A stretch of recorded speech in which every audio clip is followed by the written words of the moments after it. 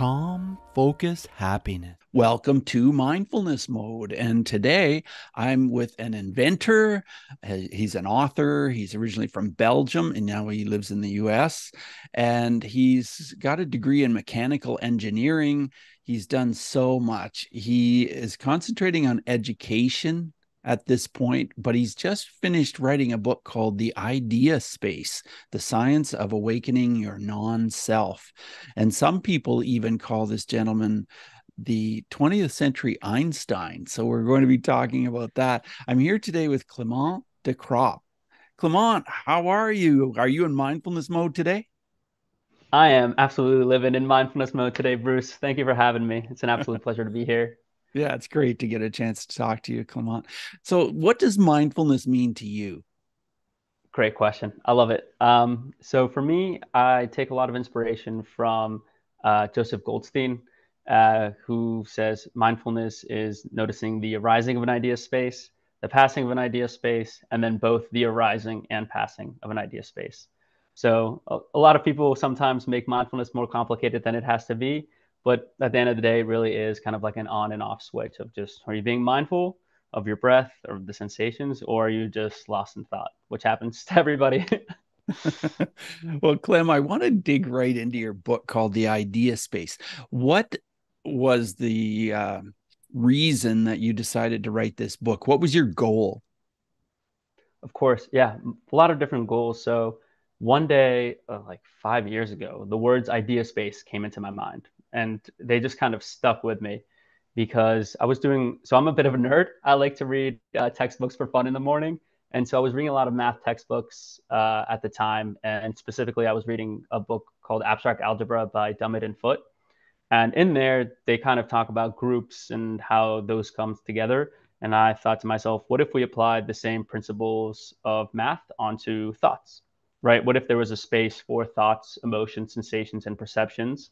What would that space look like? What would the identity of that space be? And so that was kind of like one fold. And the second aspect of it was I was listening to someone named Naval Ravikant, who is the Okay. founder of AngelList, and he said, "You got to do something that'll make you money while you sleep." And I was like, "Ah, you're so right." So I could code. I read a lot, and I was like, "You know what? Let me try to write a book." So I wrote an outline, and then I just wrote it bottom to top. And the first draft was 700 pages and a little too technical. I realized that was a little too much for everybody. So the final draft right now is around 300-ish pages. It's got over 200 illustrations. So it's an enjoyable read for people. It's not too complicated. My mom was unable to understand everything in it, and she has no scientific background. So that was kind of the approach I was taking for it. And did you do the illustrations or who did them? Great question. So I did the base concepts for them, but my artistic abilities involve taking icons, dragging them in, and making squiggly lines in PowerPoint. Yeah. So once I had the kind of like the idea of what message I wanted to convey with each illustration, I went on Upwork and hired a freelancer whose name is Onur Akin from Turkey, and he killed it, absolutely killed it, and just everything you see on the website throughout the book, even the book cover, his sort of like creative genius of just bringing the brand to life. Oh, that's fantastic. So it says in your bio that you've been working as a global educator since 2018. Tell us about that. Of course, yeah. So when I went out of college, I went right into IBM. And during my time with IBM, I was very passionate about wellness in general. So that includes exercise, sleep, nutrition, and then mindfulness and meditation, of course.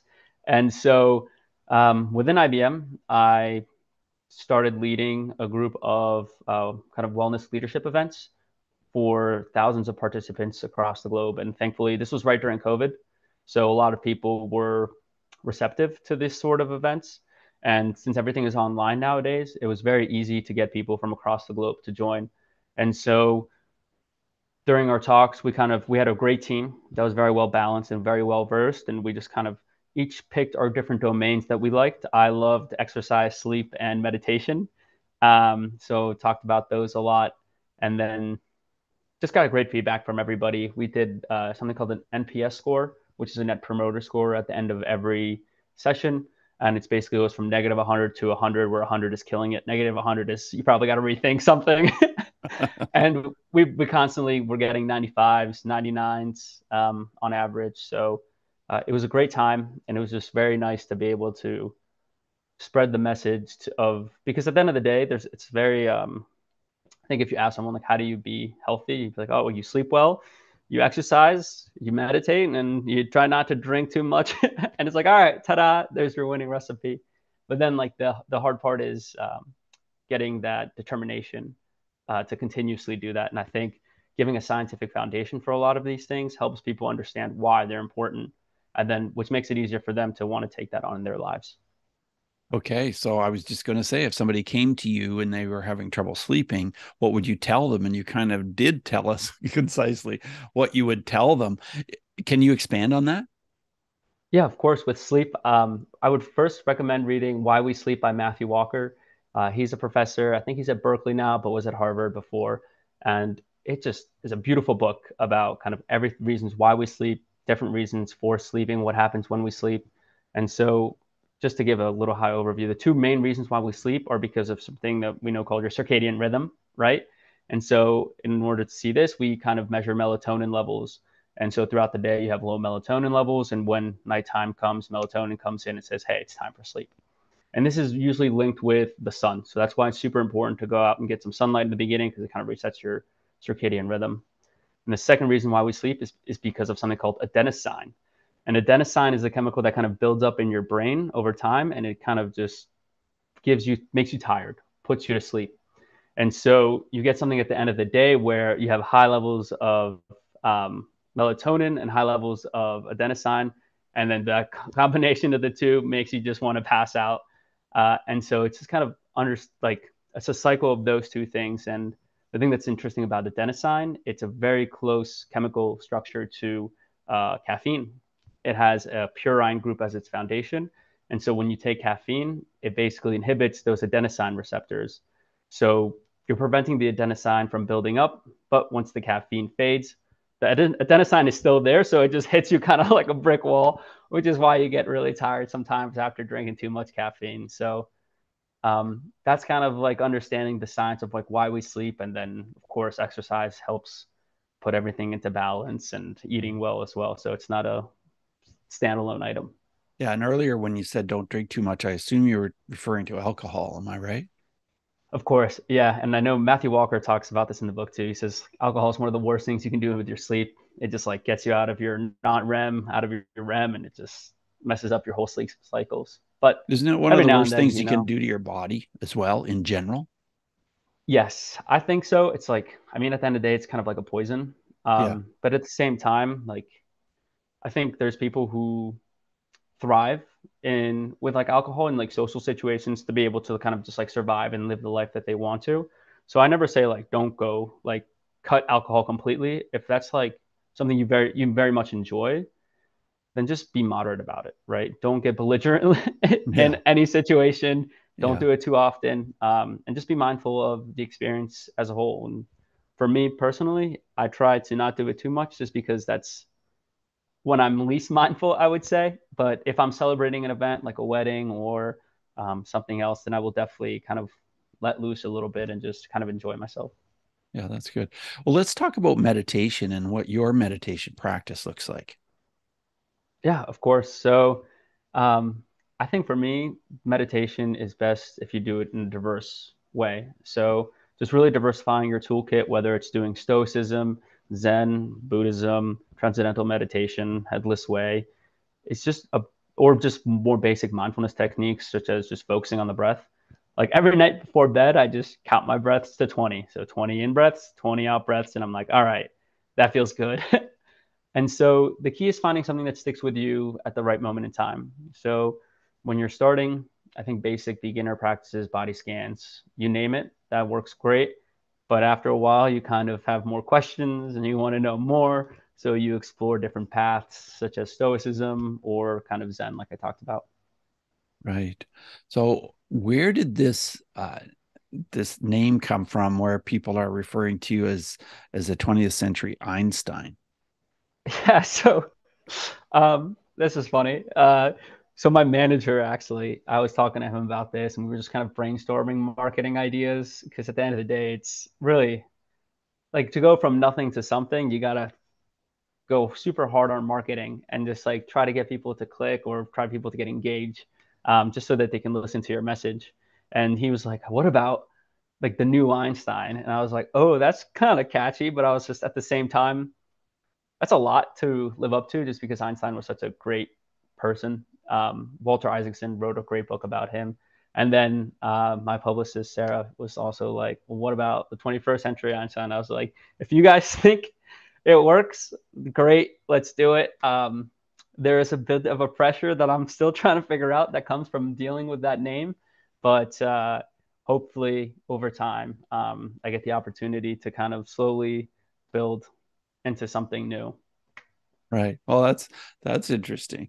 So I want to talk about sports because it sounds like you have quite a love for sports. So has this always been the case since you were a little kid? Of course, yeah. I just love moving. I love staying active. And my favorite sport right now is basketball. I can't get enough of it. Yeah. So you're out mostly by yourself shooting hoops, or do you get together with friends a lot, or what? Yeah, it depends on the day. If it's during the week, sometimes in the afternoon, I'll just go out and hoop for like an hour or two. Just me and the blacktop, the best way to do it. And then on the weekends, get some games of 5-on-5s going. And it's just fun. I always injure myself.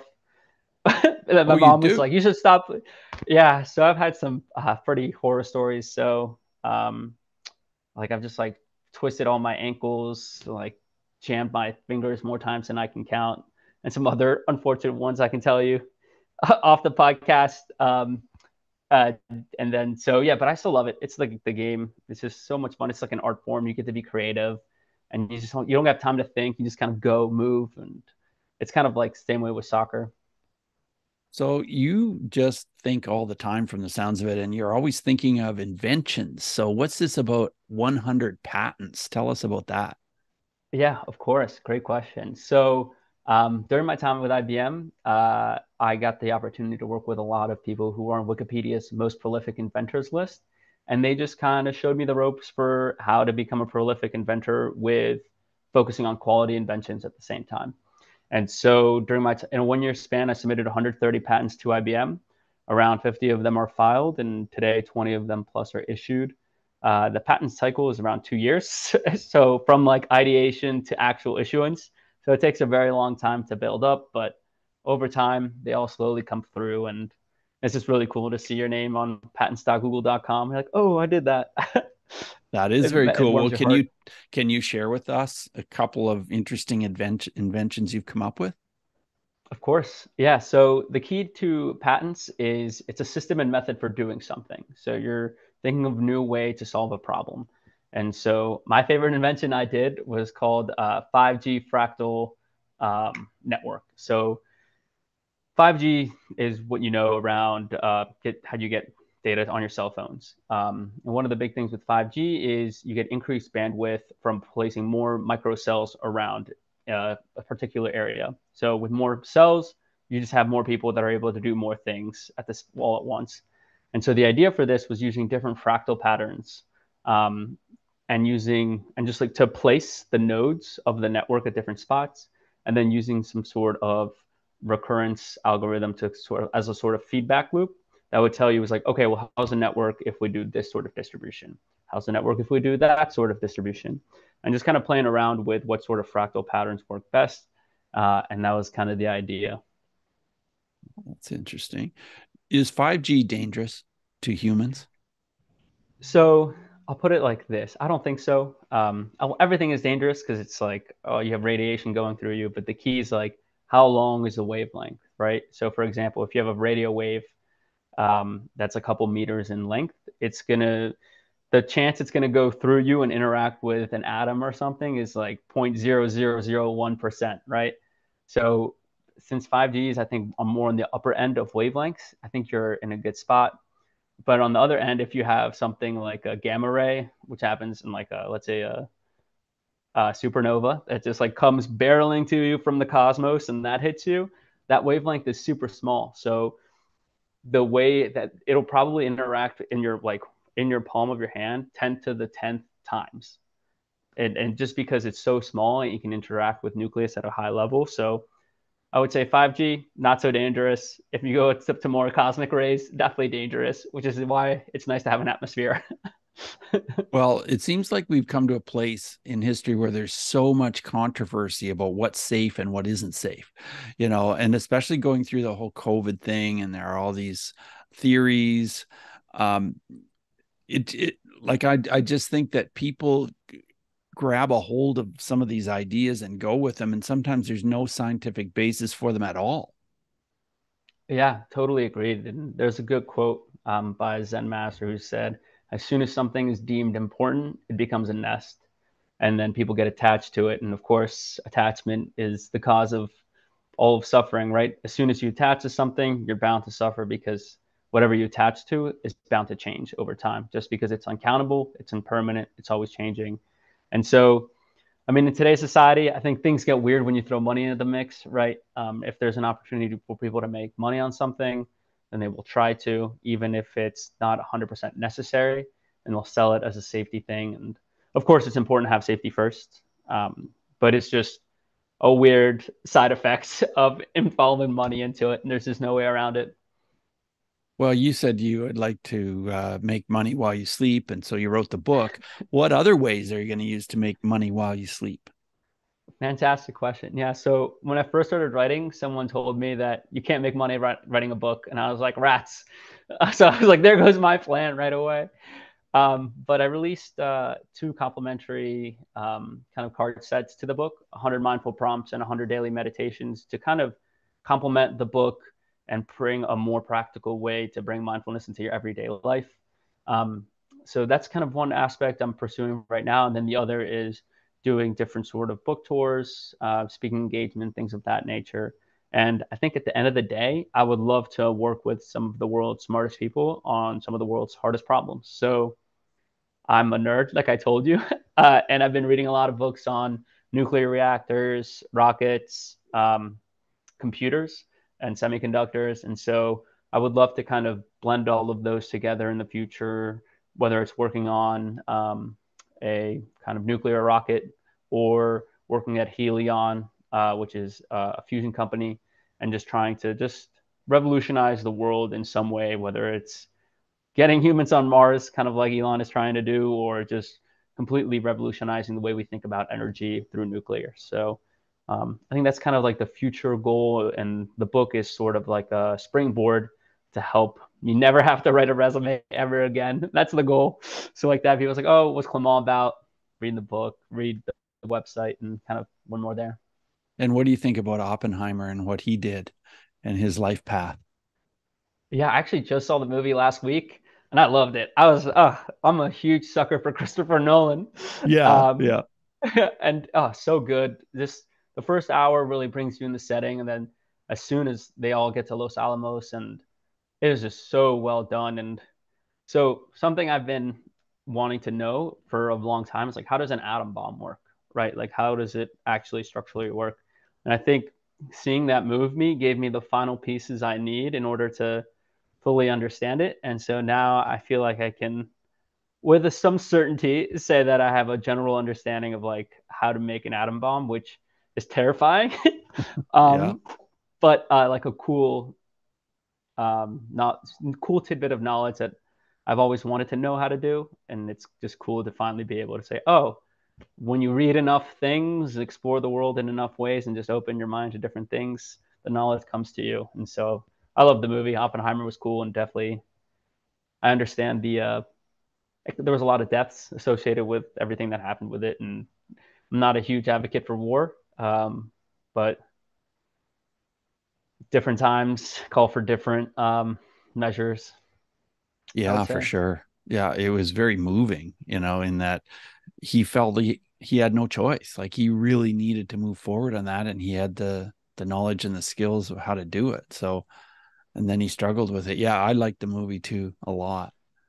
Yeah, and So, I think especially in academia, when someone's like, "Hey, we're just going to give you unlimited money to study the thing you want to study," it's hard for people to say no because then at the end of the day, it's like I'm pursuing science, I'm pursuing my passion, and in a way, like the atom bomb project and Manhattan Project opened up the door to nuclear reactors to work on a very efficient level. And so while there was definitely some travesty associated with it, I think it also opened up the door to the atomic age, right?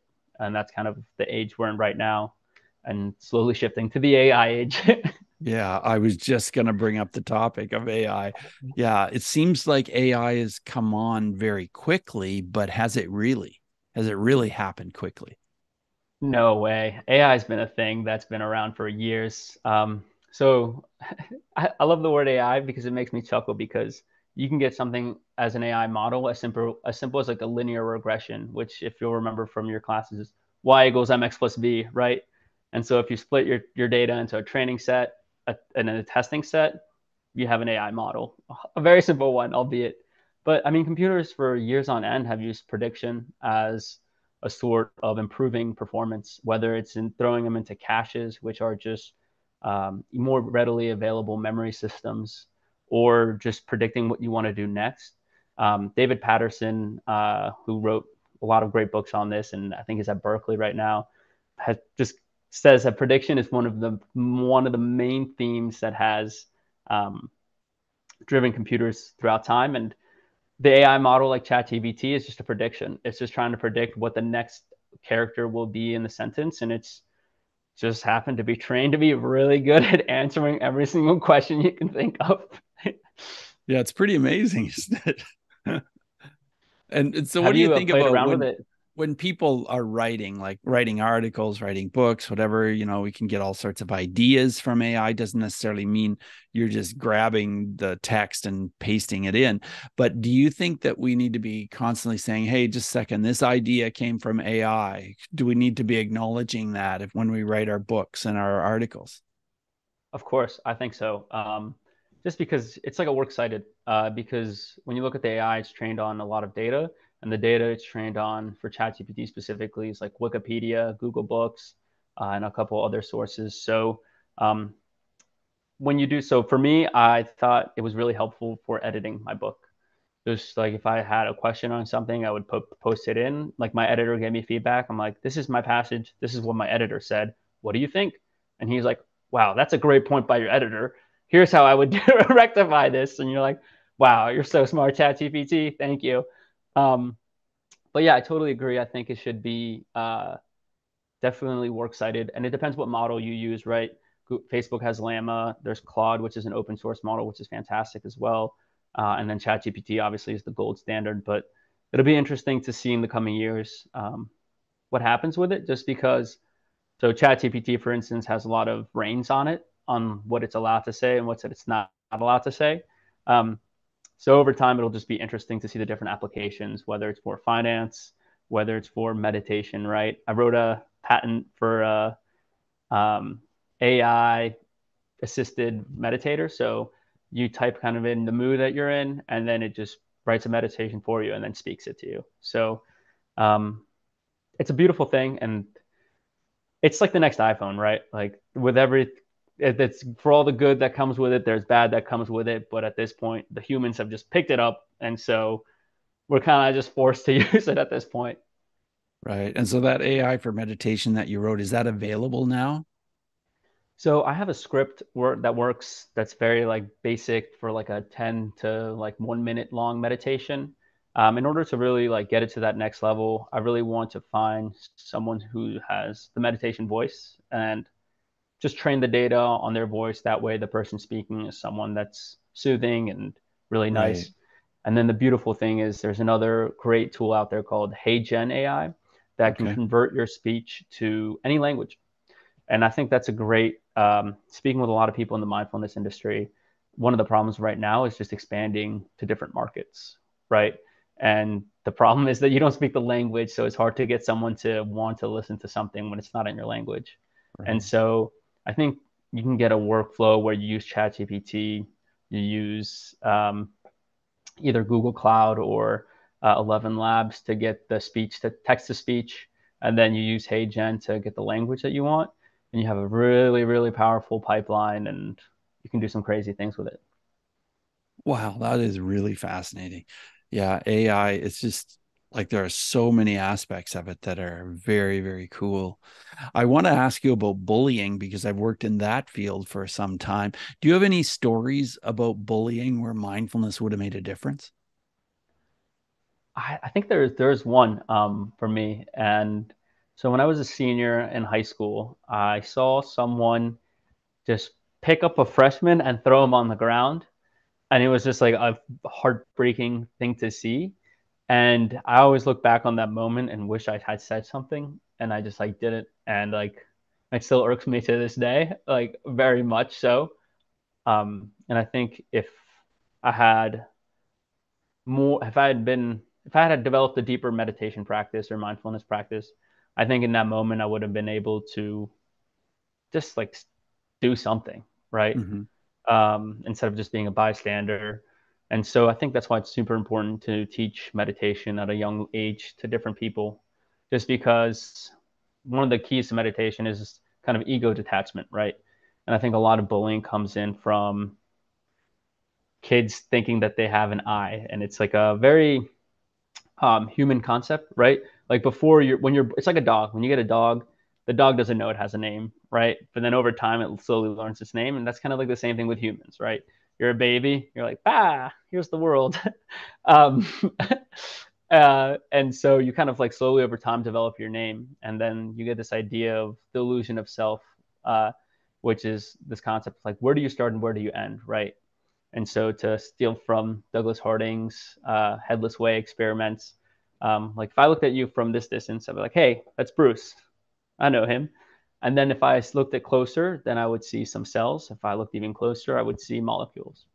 But as close as I can get, I can never see your idea space. I can never see all your thoughts, emotions, sensations, and perceptions. Similarly, I could zoom out, and then you would become a state, a country, a planet, a solar system, and so on and so forth. So you get this weird conundrum of kind of like, where do you begin and where do you end? And Richard Feynman has a good quote here where he goes, what is a chair, right? Some atoms evaporated from time to time. Some of it is paint, some of it is dust. So to define any object precisely is impossible. And so we deal with everything in sorts of approximations and idealizations. And so your name is just an approximation we use to identify with all of our thoughts, emotions, sensations, and perceptions at a particular point in time. And so we all expand and contrast with an aching tooth or resonate with our country when they win the World Cup or something.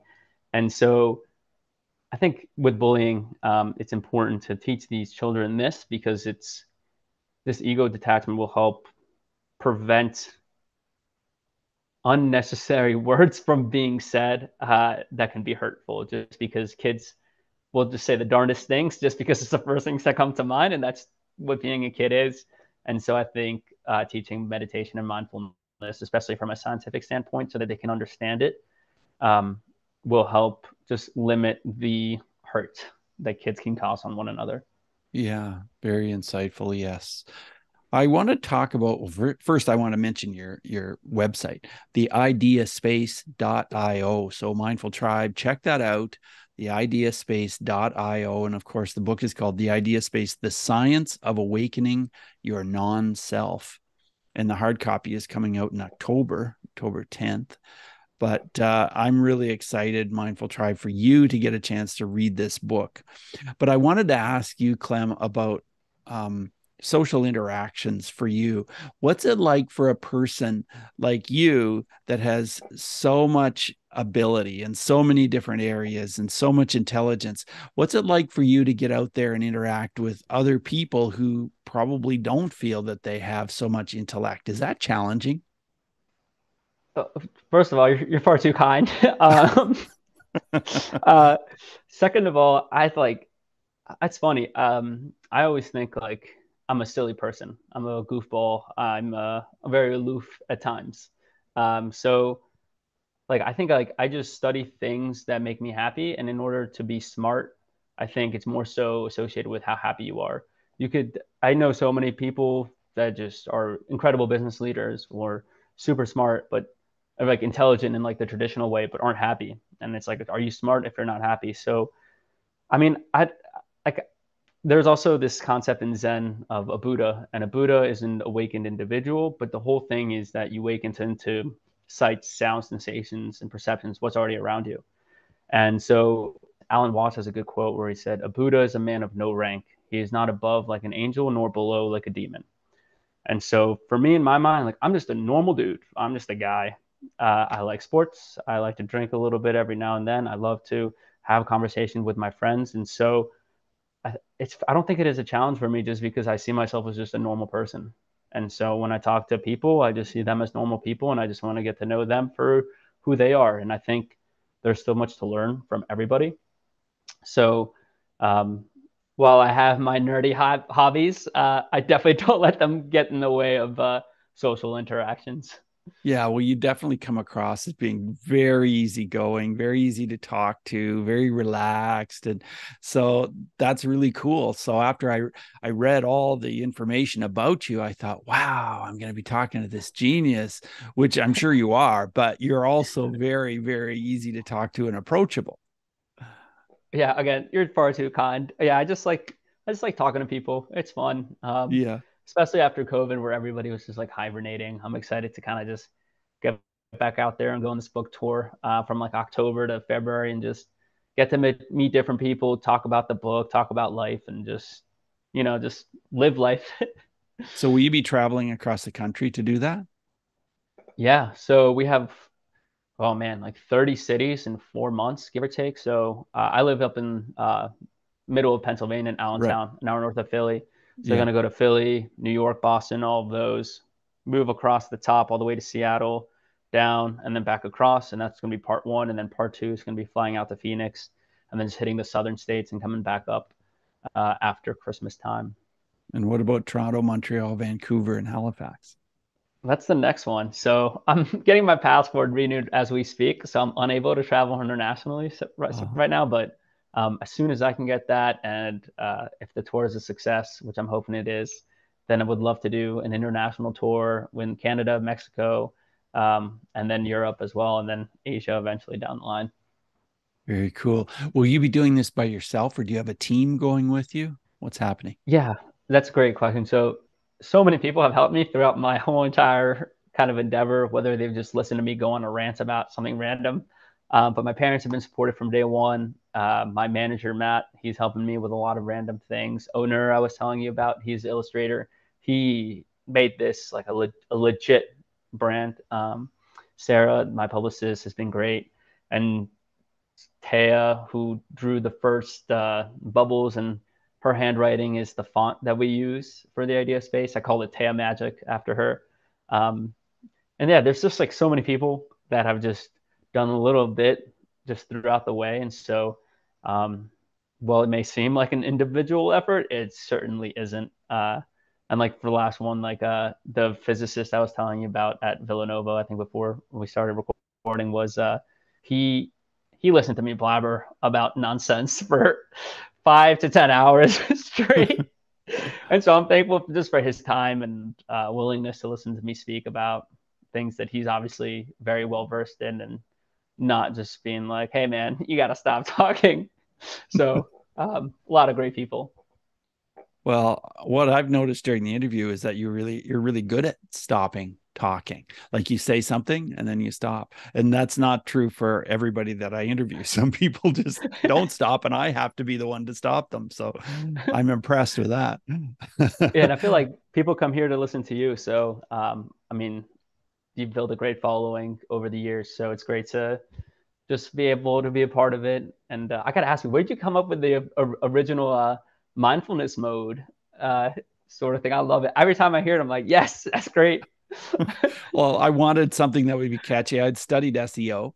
And so, I'm like, okay, we got to do a thing for search engine optimization here. We've got to get maybe an alliteration, mindfulness. What can this be? So that's how I approached it till I thought of that. Love it. Yeah, it worked out well. Thanks. Yeah.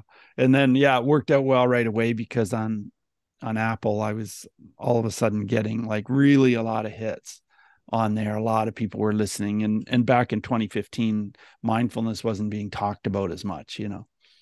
So Yeah, and I yeah. think that's one of the goals with the book too, is just to like deepen people's mindfulness practices that already have one, and then for the skeptics just to give it that scientific foundation so that they can kind of open their hearts and their minds to a concept that's been around for thousands of years.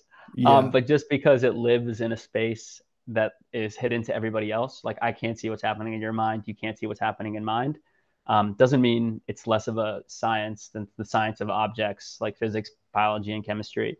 So, in order to talk about it in the same way, we have to introduce a new science, which I call the science of the first person, to talk about the idea of space. And thankfully, a lot of the tools. So, in the science of objects, we use rulers, timers, and semiconductors to measure things. But in the mind, we can't really do that. So that's why different techniques, like we talked about earlier, like mindfulness basics, Zen, Stoicism, TM, meditation, you name it. Those are the new tools that you use to kind of measure and just dissect your idea space. Yeah, for sure. Clem, as we move forward in the interview, I want to ask you 5 quick answer questions. So just 30-second answers are perfect. The first Let's one is do this: it. who is one person that has been a powerful mindfulness inspiration to you? Joseph Goldstein. Okay. And my second question is about emotions, and how has mindfulness helped you to deal with your emotions? It has helped me notice the half life of my emotions and reduce them greatly. As soon as you notice emotion, you'll see its half life just whoop, shoot down. That's something Sam Harris says. So, yeah. Yeah, cool. And breathing. We haven't talked about breathing at all. Do you have any techniques or any thoughts, any ideas about breathing and how it can help us in a mindfulness kind of way? 100%. Breathing is like the fuel to the function of your whole entire body. So, James Nestor wrote a great book called Breath, uh, The New Science of Breathing. So, check that out if you haven't. But one of the key things for breathing is a base breath, having a breath that you go to every day. And ocean breath is my go to. So, just put your hand in front of your face and you just try to fog it up like you would a glass. Like, and now you do the same thing except with your mouth closed. And you notice you get a lot deeper breath. And I think maintaining that breath, 5.5 seconds inhale, 5.5 seconds exhale, whenever you can, is a great breath. That was a little longer. Oh, well, that's okay. And so, yeah, my next question is about a book. And you've mentioned a number of books throughout the interview. Any other books that come to mind that you want to share? um, on any topic in particular or just mindfulness Well, specifically? yeah, mostly mindfulness. Maybe it could be on AI. It could be anything that pops into your head. Gotcha. Okay. I'll give you a couple books for different categories. So, mindfulness, Joseph Goldstein wrote a book called Mindfulness, Yeah. and it hits everything. It's Hmm. a little repetitive, but I think the repetitiveness helps just ingrain the concepts in your head. Then there's also the Blue Clifford, the Blue Cliff Record, which is kind of like the Zen Bible, and it's 100 different koans that just have truths in them that are just ineffable. And then if you're a sucker for physics like me and you're looking for a nice textbook to read and they have a math background, I would recommend The Large Scale Structure of Space-Time by Stephen Hawking. Just like a beautiful illustration, a beautifully illustrated book. And if you want something that's a little less technical by him, the brief illustrated history of time by Stephen Hawking is also a marvel. Yeah, I want to read that. Yeah, I have not read it yet. So thanks for sharing this information. That's great. And how about apps? Any apps that can help with mindfulness? Of course, there's so many nowadays, which is Yeah. great. I like personally Sam Harris's Waking Up app. I think it has a good mix of introductory and then depth, just because it has a lot of different people in it that do different sort of meditation techniques. And I think that's kind of one of the kind of topics I was hitting on earlier of just build a well-rounded idea space and you'll be good. Well, this has been so much fun meeting you and talking to you, Clem, and learning about what some of the things are that you think about and that you love in your life. What do you have any final words of advice before we wrap up the interview? Yeah, so I'll leave everyone on a quote by Confucius. And it's one of my favorite quotes. It's kind of what awakened me in a way. It's everybody lives 2 lives. The second starts when you realize you only live one. Oh, very good. Very good. Well, it has been a lot of fun, and I wish you all the best with your book tour. And once again, the ideaspace.io Mindful Tribe. So thanks again for being with us, Clem. Thanks for having me, Bruce. This has been a blast. All the best to you. Bye now.